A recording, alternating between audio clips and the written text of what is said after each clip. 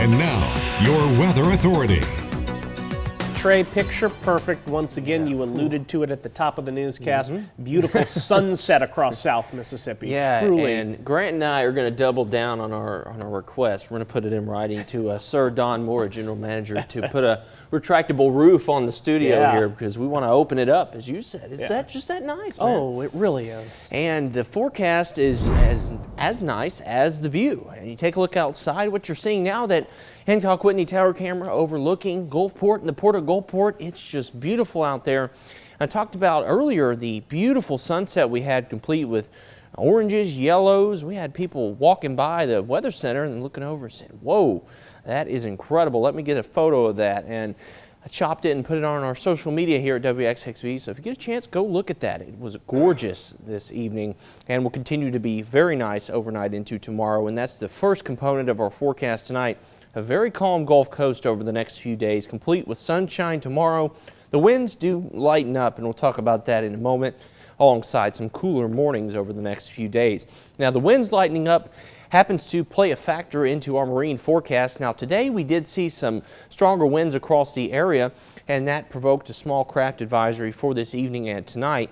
Now, tomorrow those winds do lighten up, and that does allow that small craft advisory to expire.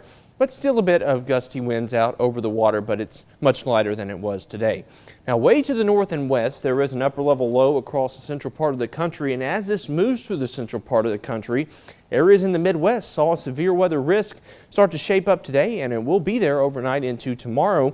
That severe weather risk, not really all that important to us here on the Mississippi Gulf Coast, is just worth noting because it's the first time we've seen a notable severe weather risk non-tropical related in quite a while. But this upper level low continues to move through the central part of the country tonight, and that's why you see that severe weather threat outlined for areas of the Midwest. And it's just a marginal risk here across the Midwest, but nevertheless it's interesting to note, and it will start to change our forecast, though much lower in terms of impact than those folks are seeing, and we'll see it be indirect, meaning no direct rainfall, thunderstorms, or showers from that system. We're just going to see some temperature changes that we'll show you in just a moment. Our clouds and radar imagery here stays crisp, stays clean, and stays calm overnight. Not anything to note on your radar at the moment. Water vapor imagery, this just shows much of the same status quo. It's still dry here, and that air mass still very dry into tomorrow as well. As for your temperatures out the door right now, this is what you came for here. Temperatures in the mid to upper 50s, lower 60s across the board, and your forecast tonight looks like this. You will see temperatures drop into the low to mid 50s with calm conditions sticking around. Still cool into the morning hours of tomorrow, but it certainly could be worse for fall. You've got a northeasterly breeze sticking around into tomorrow morning as well. Let's go ahead and jump on into that 7-day forecast after you get another look at temperatures right here. That 7-day forecast shows things are not all that bad. In fact, much more favorable over the next 7 days. No rainfall.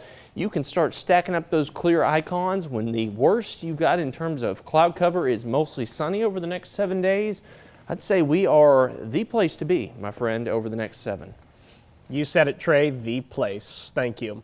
Well, Halloween is right around the corner, so we're looking ahead to some local spooky events